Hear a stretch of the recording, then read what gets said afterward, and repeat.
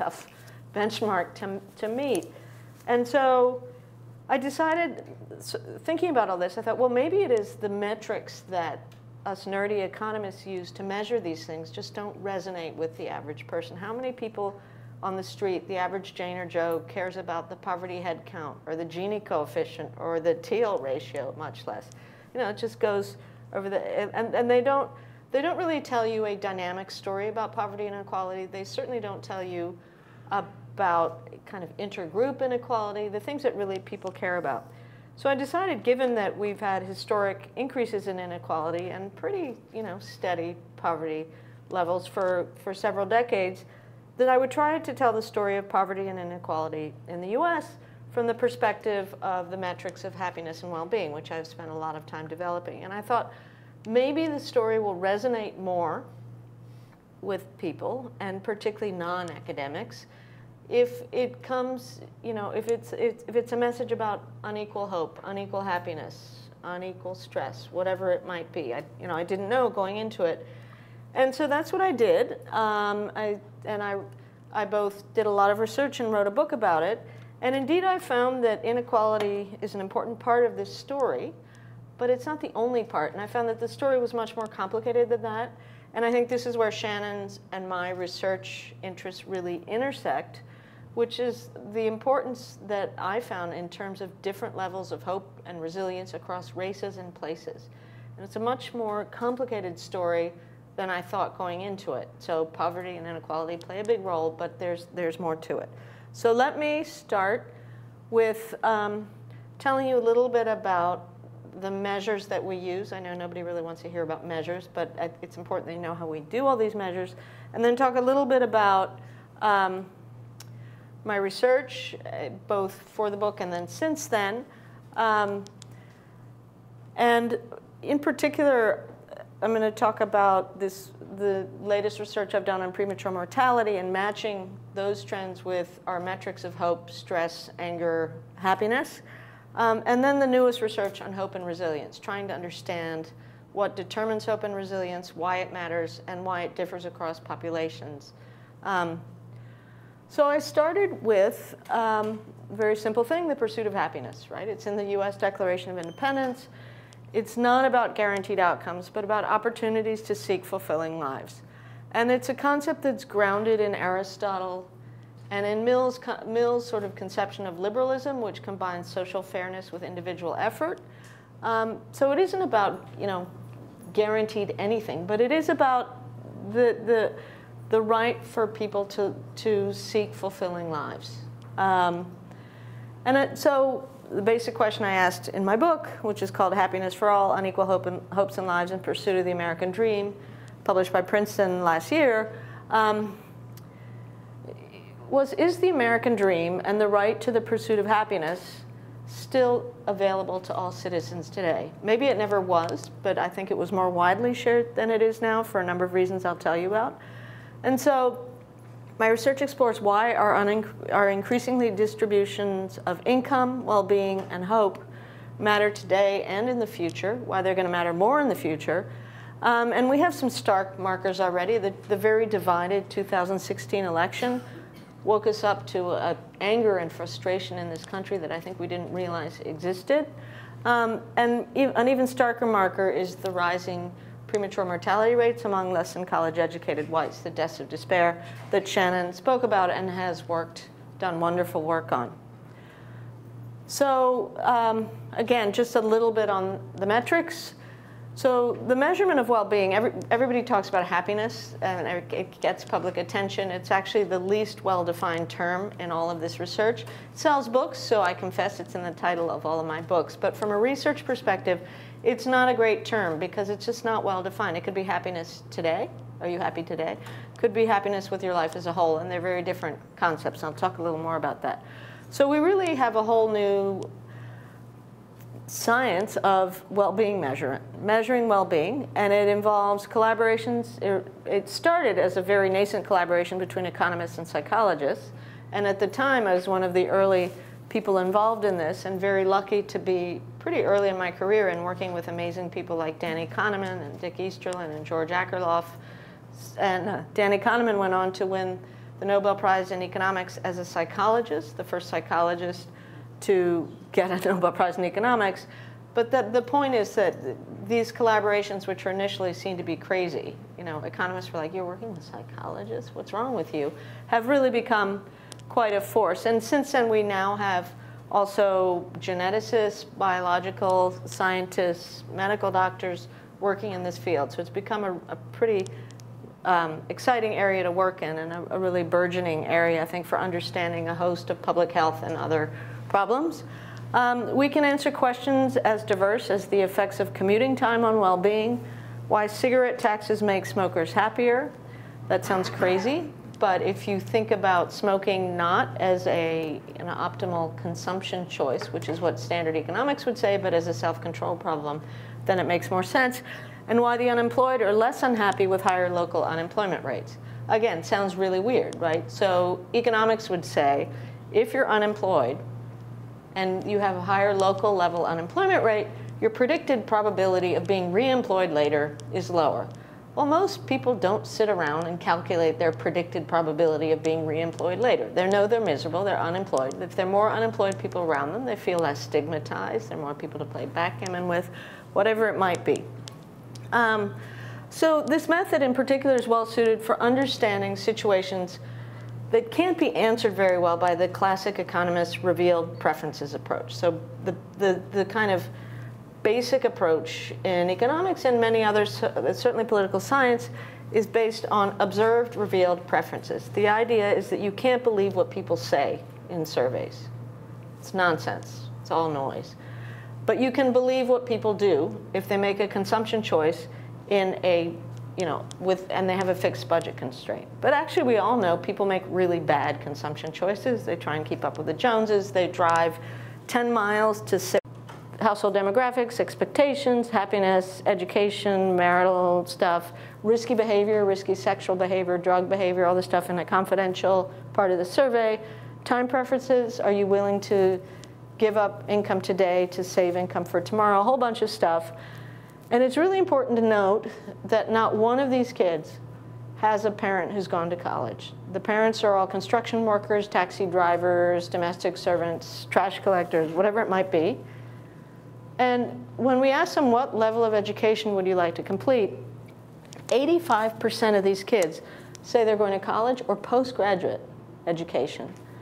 And when we follow up and say, do you think you can achieve that, 95 out of the 85% say yes. And we looked at data that show that these education aspirations actually match, not perfectly, but pretty closely with patterns in education outcomes. So having high education aspirations, being optimistic about your education in the future, you're more likely to complete more education. Just ignore the numbers here, but it reminds me what to say. So the other thing we find, two other things, this also correlates with a lot of these innate character traits I talked about. So happier kids are more likely to have high aspirations. Believing in hard work is linked to higher education aspirations. This impatient variable is this discount rate thing. If you're much less likely to have high aspirations if you won't give up money today for the future, you have a high discount rate. And then also internal locus of control. If you believe your life is in your control, again, more likely to have higher education aspirations. The other thing is almost all of the kids in the high aspirations group has had one or more negative shocks. They've been a victim of thievery. They have a sick person in the household. A parent has walked out and left the household. So they're very resilient to negative shocks. They're only not resilient if they're sick themselves, which makes sense, because then how can you, if you don't have agency, you can't have high aspirations about what you're going to do. And what I want to do with this survey, I'm planning to, I'm raising money for it, is to repeat it I've been doing a lot of work with WashU in St. Louis, where you have like all of Americans' problems concentrated within a very small radius. So you have the worst African-American blight I've ever seen. In the poor part of St. Louis City, across the river, you have former coal mining towns, high opioids. And already it looked and found that, amazingly enough, poor blacks in St. Louis City are still incredibly more optimistic, not only than the poor whites across the river, but then the rich people across Del Mar Boulevard in St. Louis. So my guess is that if I ask this question, what level of education would you like to complete? I don't know. I mean, I think I'd get a lot about negative shocks, but my guess is that in sort of desperate opioid, poor white parts of Missouri, people are already very skeptical of college and elitism and everything else. And I won't get 85% of adolescents saying they're going to college or postgrad. I don't know what will happen in St. Louis City, but my guess is I'd still probably get higher hopes for the future. Okay, so let me end quickly. I mean, I've talked about this. The Two Americas, basically this whole body of work showing that people who believe in their future, who are hopeful, whether it's because of intrinsic motivation or their capacity to have longer time horizons, do better.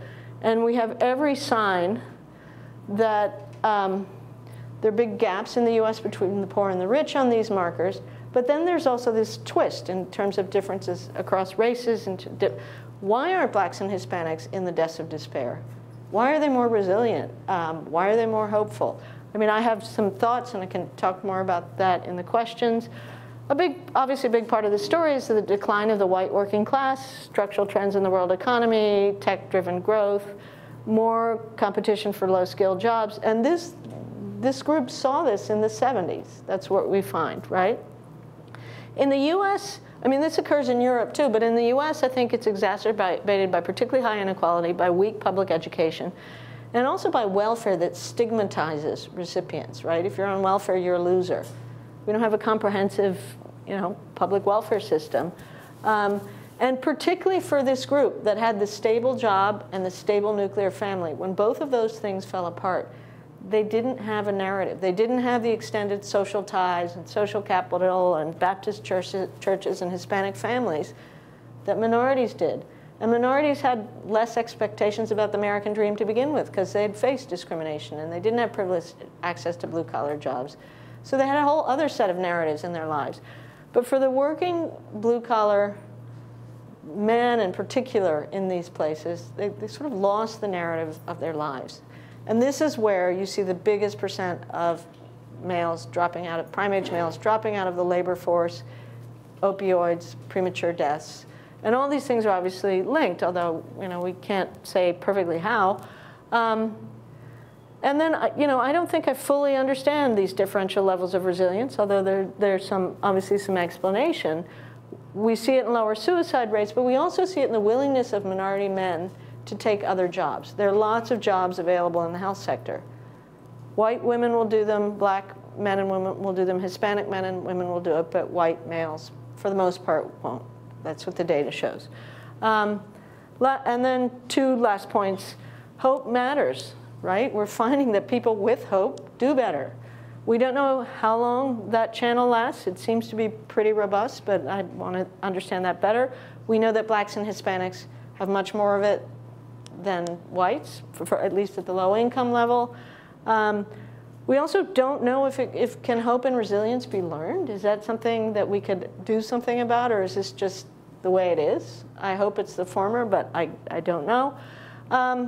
And then this last point, it's so cheap to do. The UK has well-being metrics in their official national survey every year. It's 4 questions. It costs almost nothing to include, and yet we could have been regularly tracking this over time, and we might have woken up to, it wouldn't have been just me in my office working with Gallup data going, what is going on with poor whites? I have a coding error. I mean, it would have been in our national data. It would have started a conversation a lot sooner. So that's it. Obviously, lots of unanswered questions. I'm happy to try and answer whatever I can.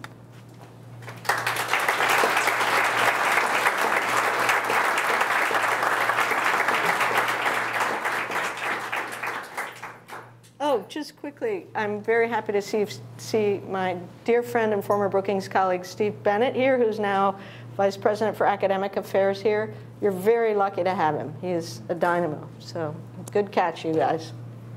Thank you. That was really excellent. Of course, I agree with everything that you said.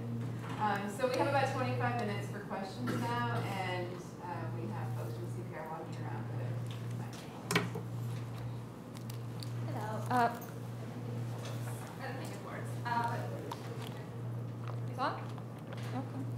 Okay. Thank you so much. much. My question is about measuring happiness. So I've read behavioral scientists been very worried about asking happiness questions as a part of large surveys. And the nature of the worry is that if I change questions at least slightly, I'm going to get different results. For example, if you ask me, do I get enough sleep? And then if you ask me, am I happy? I'm going to say, no, probably I'm not happy because of that. But if you reverse the order, I'm going to provide you with different answers. So since you're invested in collecting data about happiness and working with happiness data across countries and surveys, do you think that is something that we should be worried about? Well, that's the easy. There are much more difficult problems than that one. That's the easy problem. We know, put the questions up front. Because if you frame an open-ended life satisfaction question with a question, as I said, about your marriage or your job or whatever it might be, or your sleep, that's going to affect how one person answers, or it'll affect your whole survey if you put it in the wrong order in the survey. But we know their best practices for measurement now, and that's like number one. We know their day of the week effects. You can't ask half your survey a question about life satisfaction on Sunday, which is happiest day of the week, and Monday, which is the least happy day of the week, and think the results will be the same, right? So we know that those are simple questions about data collection. The tougher questions are things like adaptation. When you have poor people who adapt to terrible conditions and are naturally cheerful, and they say, yeah, they're happy today. We find that when we measure these different dimensions of well-being and we look at life course answers versus just contentment answers, that poor people will score lower on the life course answers because they're being realistic about what they can do with their lives, but they may adapt and say, I'm happy today, kind of thing. There are lots of questions about are the scales comparable? Do people change their scale over time? That are a little more complicated. With the large numbers we have, we usually can deal with a error that could come from one person's answer. The other thing, one criticism is, there's a debate about whether why happiness doesn't seem to increase with income after a certain amount of income across countries in particular. And there's a lot of people say, it's because the happiness scales are top-coded at 10, and income is continuous and goes all the way up the scale. So how are you going to increase happiness on a scale that stops at 10 when income increases more and more? But if you look at the distribution in these surveys, there's never a bunch of people bucking up against the 10. As I mentioned, the distribution is bell-shaped. So it's not like you're getting more and more people in the 9s and 10s in richer countries. It's just not happening. So you could scale it 1 to 20, and I think you'd still get a pretty bell-shaped distribution. So it's a good question. And how robust are these surveys? As I mentioned, income data's got a lot of problems and a lot of quirks.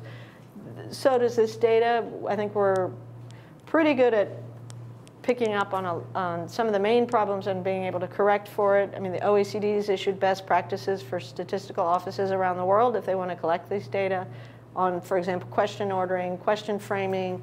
I mean, I could go on forever, and you don't want to know it all. But so, I mean, we're definitely aware of the potential problems. Steve? Oh, I guess Shannon's moderating, but I just don't. I'm not really a moderator when the microphone control is over.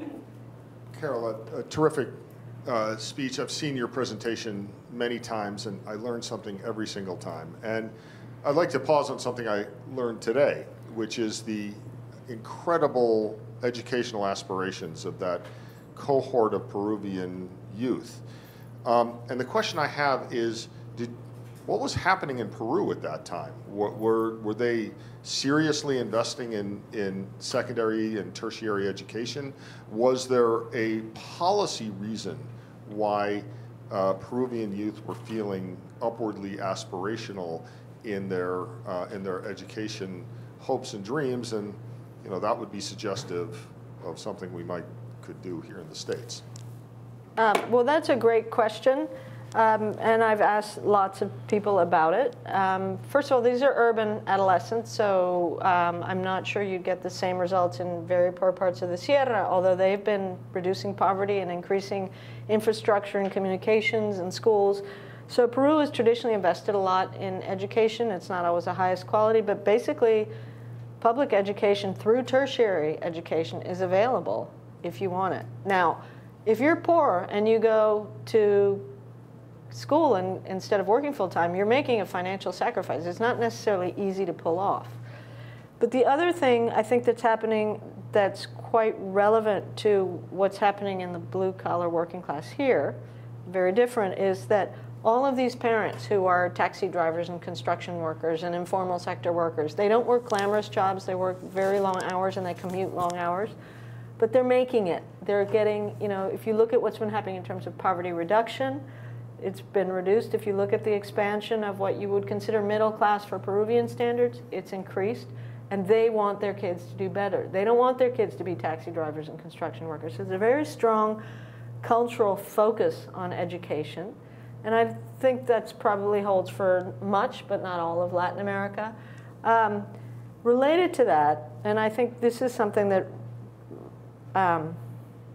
really upsets me about the state of discourse and the state of our social welfare system in the States.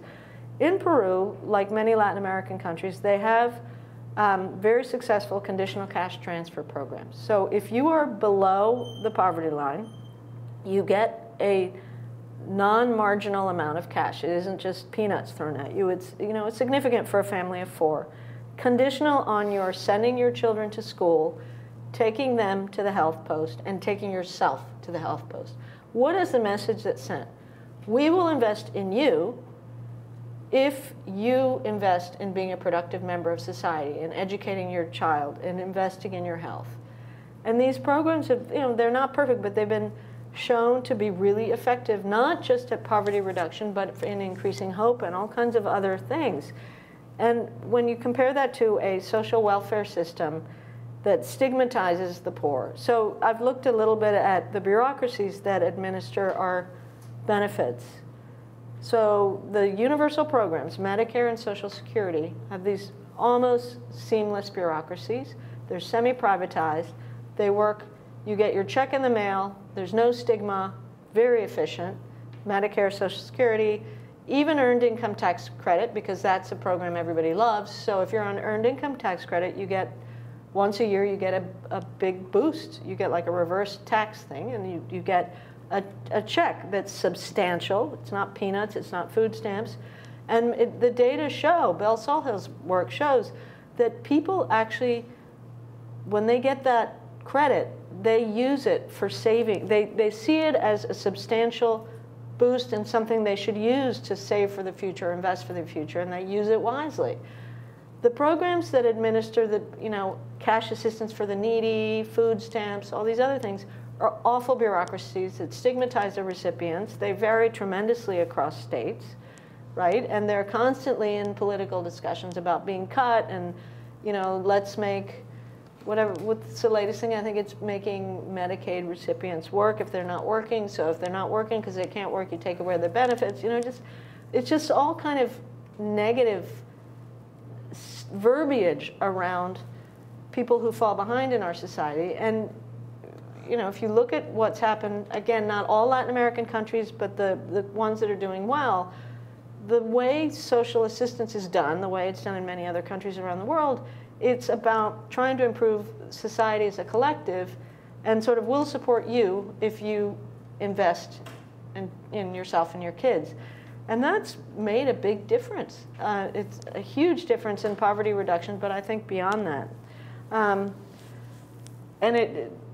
And with the deaths of despair, one of the things that, you know, in addition, is there's kind of this kind of negative spiral. So one way, if you're out of, and Shannon probably knows more about this than I am, but if you lose your job, for a lot of people, the most worrisome thing is losing health insurance for themselves and their family, particularly if they have like a sick kid. Guess what way you can stay on some sort of health insurance? You go on disability. So disability rolls have increased, but if you're on disability, you're not allowed to look for work. And I'm not saying that is the reason we have so many prime-age males out of the labor force, but it's kind of reinforcing this negative vicious circle. So I feel like in these poor countries that have been reducing poverty, increasing education, increasing the middle class, social policy has been a reinforcing positive force. And in this country, we just seem to be doing everything, you know, in the reverse way.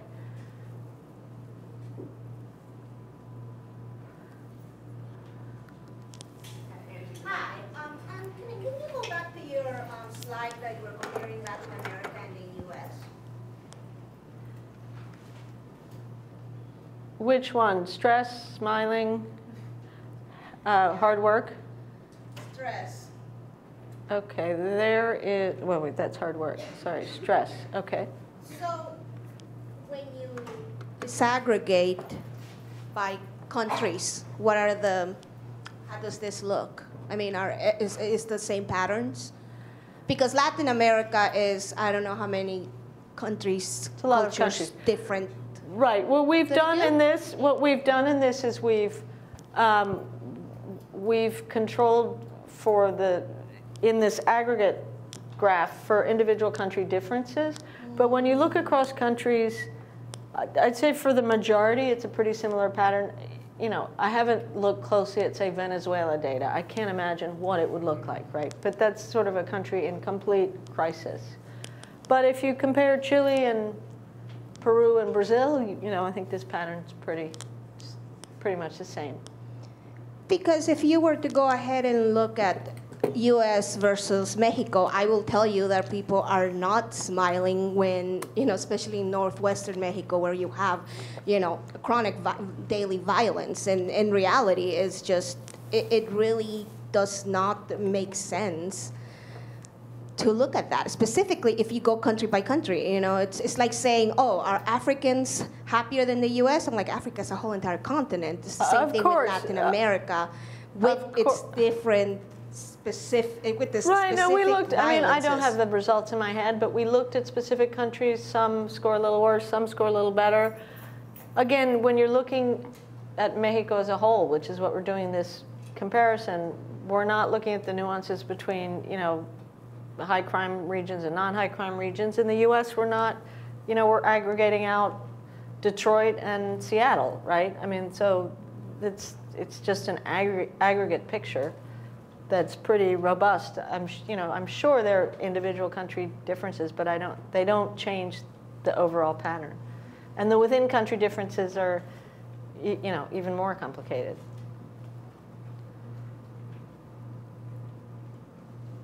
Yeah, in Syracuse, I've found or noticed that there aren't many gas stations in the poorer areas. And that may be because... Sorry, I couldn't hear you. In Syracuse? In Syracuse, there aren't many gas stations in the poorer areas. And that may be because there's less cars, or it may be because of something else. I don't know, robberies. I don't really know. But I'm going to take a little bit of a strange direction here, and that is that my pet peeve is that you've got a 4,000-pound car with a 200-pound person in it to get to work to use a gallon of gas. So you've got 20 times the weight of the car. Now here I'm going at efficiency, okay, and activity. And so what I'm saying, what I'm going for here is that where there's activity, you've got endorphins. Where you've got a car, you've got income. But from an environmental standpoint, a lot of things that we do aren't rationalized. The loss, the amount of energy spent moving your body to work, it's 5% efficient at most, because all that weight is moving the car. So I'm just throwing this in like a really different direction in terms of if we really want people to have jobs, and we really want positive results, look at what all of us are doing.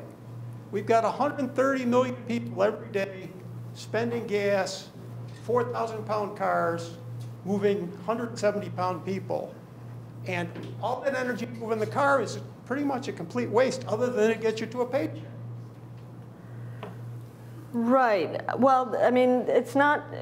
I've looked a little bit at this in terms of why are cities healthier, happier places versus rural areas where everybody drives everywhere, right? So in cities, people walk more, they interact more with each other. That's good for health, it's good for well-being. Maybe not every city, and maybe this is more of a car city, and there are certainly many of them, but in more compact urban areas, more people take the metro, more people take the bus, they walk, and all of that is associated with better health and more happiness, less deaths of despair. In rural areas, particularly, when you have these small isolated towns and you have, you have distance and you have climate and everybody drives everywhere, it's also very isolating. So if you don't have a job to go to,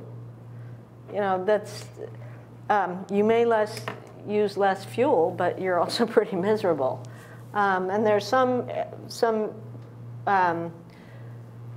evidence from well-being interventions that in places where you have a lot of isolated, particularly elderly people, things like providing new access to the arts or access to volunteering and encouraging, which gets people out and interacting with each other, it has positive well-being effects and often even longevity effects.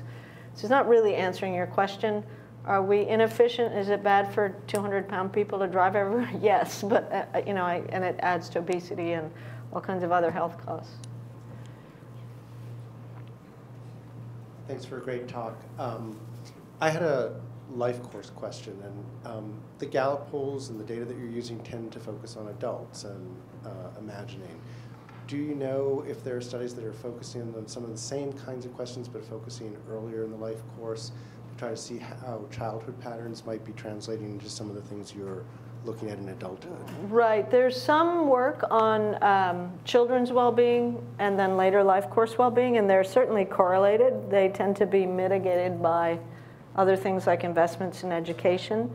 The Gallup polls actually interview people around the world as young as 15.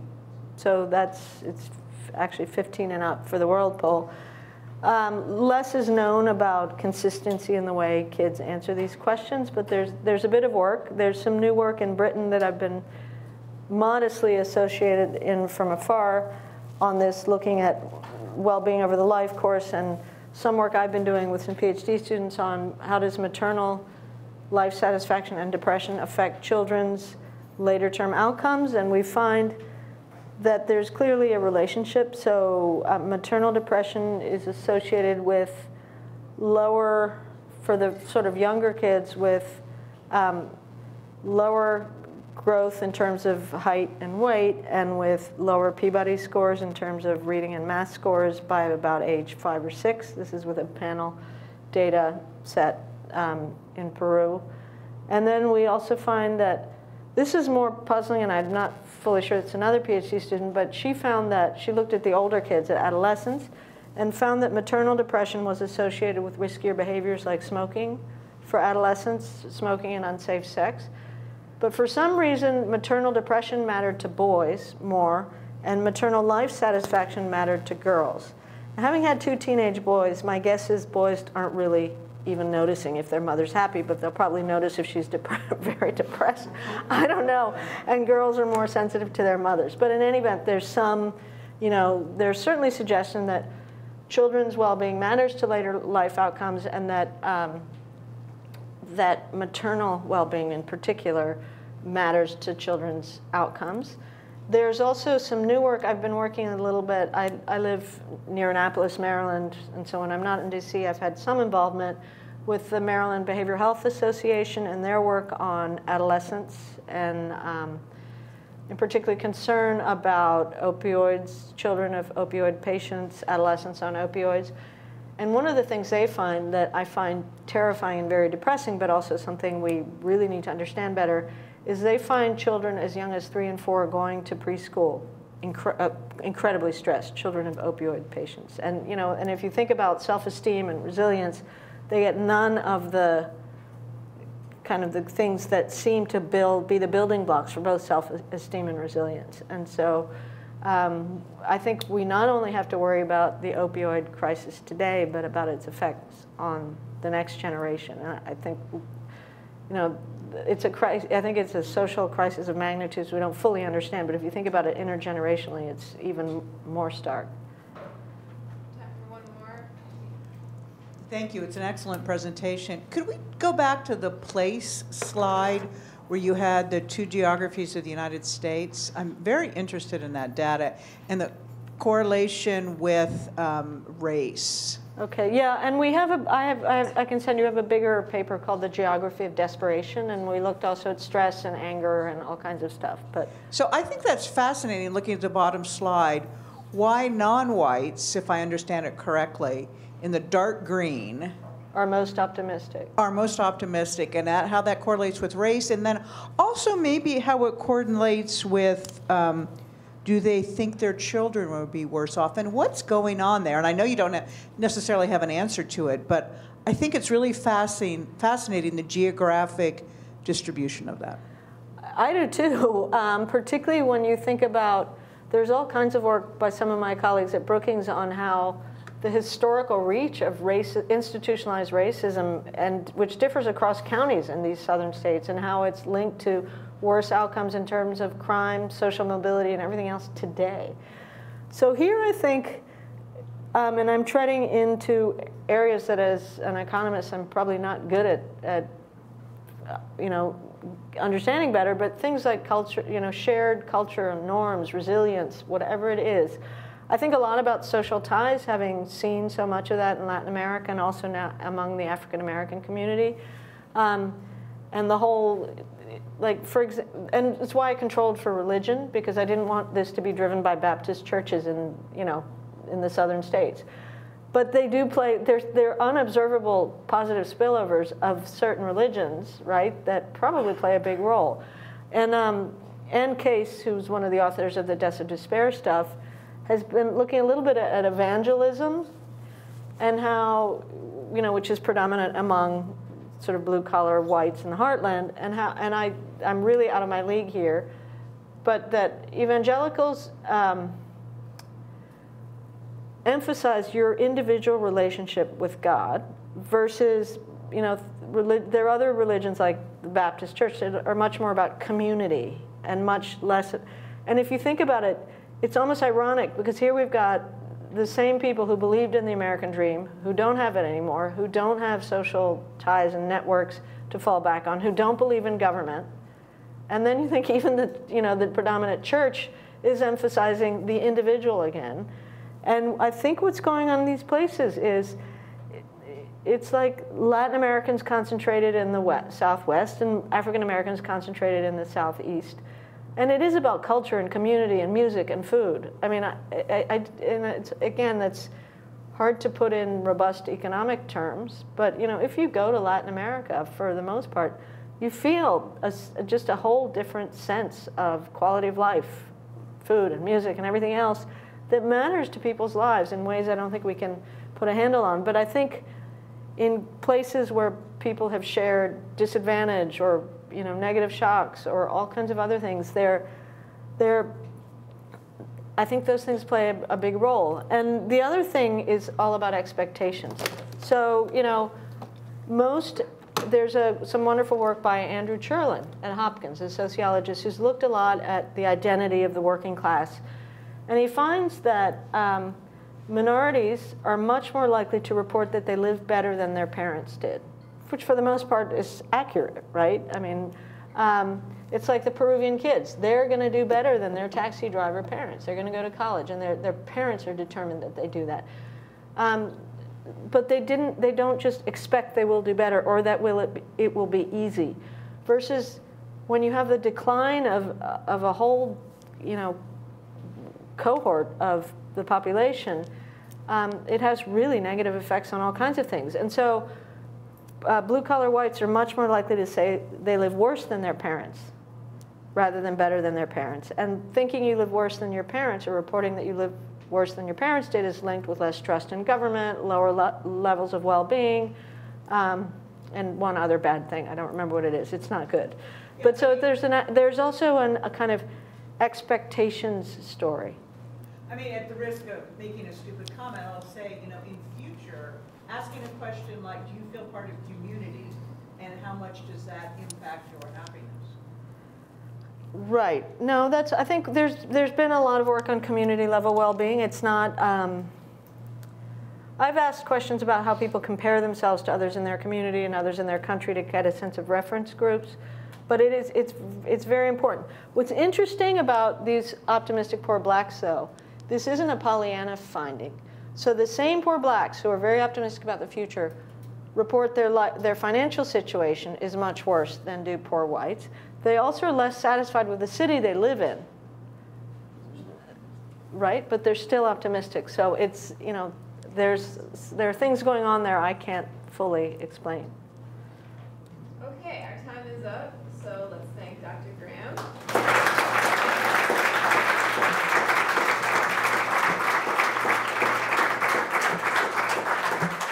Well, thank you. Join us in the back for a reception. And one announcement, if there are students here, undergraduate students from Max 123, please find Dr. Western to say your name so that you can get in. That's why the room was full.